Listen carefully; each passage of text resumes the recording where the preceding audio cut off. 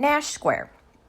Here we stand at Nash Square, and you'll see right here a block of cement. Now, on this block of cement once stood the statue of Josephus Daniels. Josephus Daniels was an American newspaper editor and publisher from the 1800s until his death in 1948. He controlled the Raleigh News and Observer, which is why his statue faces that direction. And you can look just to the east of Nash Square, and there's the Raleigh News and Observer. He was a Democrat and was appointed by United States President Woodrow Wilson to serve as Secretary of the Navy during World War I. He became a close friend and supporter of Franklin D. Roosevelt, and actually Roosevelt appointed Daniels as his ambassador to Mexico from 1933 to 1941. Now, you may wonder, well, why would they take down his statue? In fact, his statue was the first one to be taken down. It turns out that Daniels was a fierce white supremacist and segregationist, and along with others was a leading perpetrator of the 1898 Wilmington riots. Now, they're very similar to the Tulsa riots, and if you haven't heard of them before, I encourage you to look into the movie called Wilmington on Fire. Daniels believed, and this is his quote, that the greatest folly and crime in the U.S. history was giving Negroes the vote. He and his newspaper championed the white supremacy cause in frequent news reports, vigorously worded editorials, provocative letters, and vicious front-page cartoons that called attention to what the newspaper called the horrors of the Negro rule. Daniels argued that as long as African Americans had any political power, they would block progressive reforms. He was highly influential in the state's legislation passage in 1900 of a suffrage amendment that effectively disenfranchised most blacks in the states, excluding them from political systems for decades until the late 20th century. They were also excluded from juries and subject to legal racial segregation. So part of the thing that happened in Wilmington is there were actually state senators who were black that were elected, and him and his people wanted to make sure that they would not allow people of color to have positions of power. Now, I saw an interview on TV of his grandson as they were removing the statue, and he reminded us all that, yes, he had some things really, really wrong, but he also did some good things. And that's worth remembering, especially as people who follow Christ, that we all get things wrong from time to time. Now, there's also something else that I want to share with you. There's a middle school here in Raleigh on Oberlin named Daniels Middle School. There's a great story with that. There's an African American named Joe Holt who lived here. And in 1956, after the Brown versus the Board of Education came into play, his parents sued for him to attend Daniels School, which was an all-white middle school. They literally lived across the street, but he had to take a bus and be transported to an all-black school.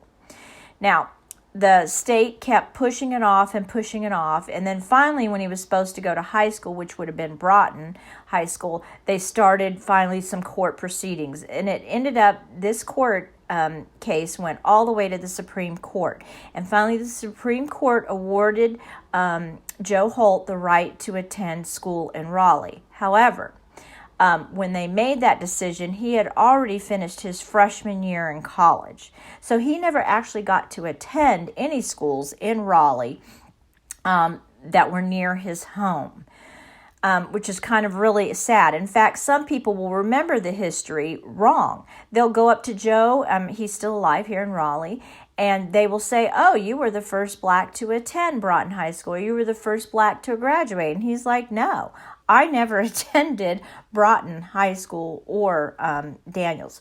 So they're in the process of actually changing Daniels Middle School to Oberlin, which I think is a great change because Oberlin was a whole community that was thriving 5 years after the emancipation. There were about 5,000 families that lived in that area, 5,000 families of color that lived there and were just thriving. And they named it Oberlin after Oberlin College in Ohio.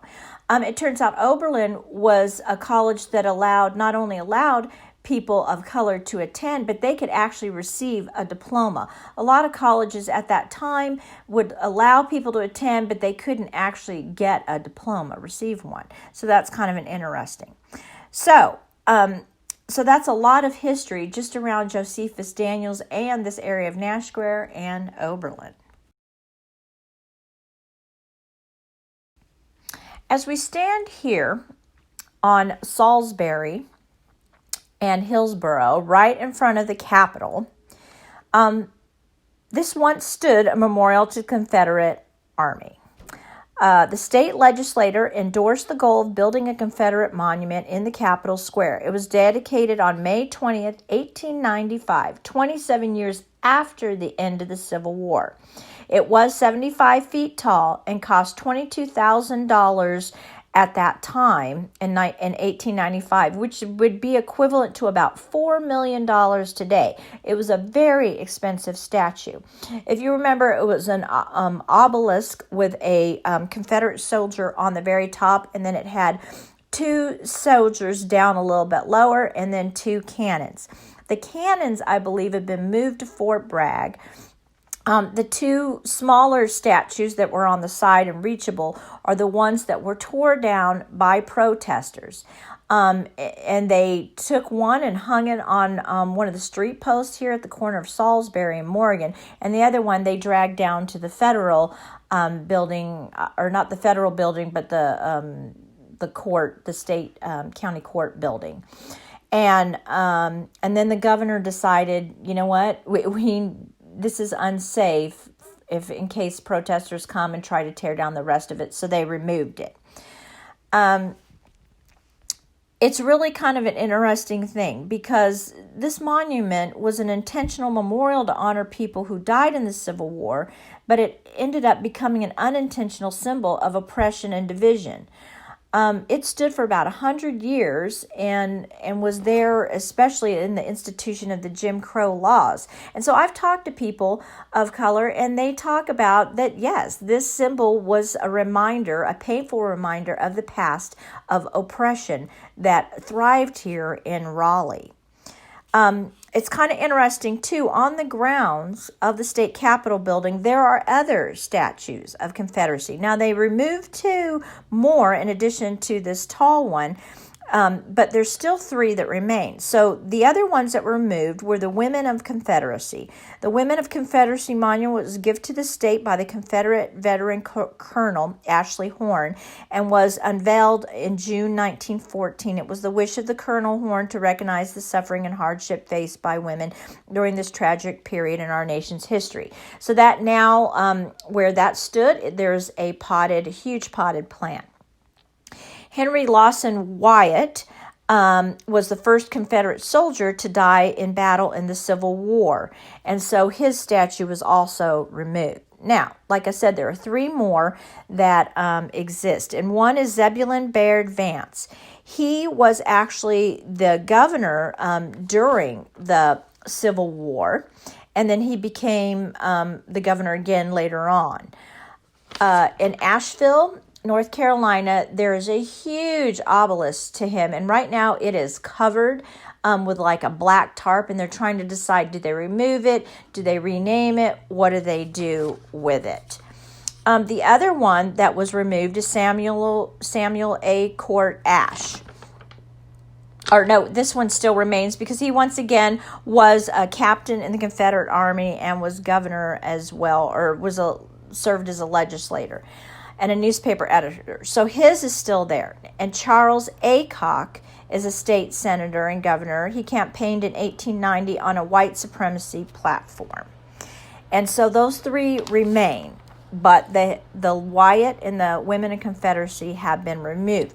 Now, I can't find out exactly why the other three haven't been removed, but we're kind of thinking because they were governors or state legislators that may be the reason why. And if you go to the state capitol now, it's completely fenced off, so you can't go on the state Capitol grounds. I assume that's because they want to keep protesters off of the other kind of monuments. And it is kind of interesting to note there was like a total of 21 until they removed the three of those. And all of them, except for one, are dedicated to some war at some time in our history. There's only one dedicated to educators. So I kind of find that interesting as well.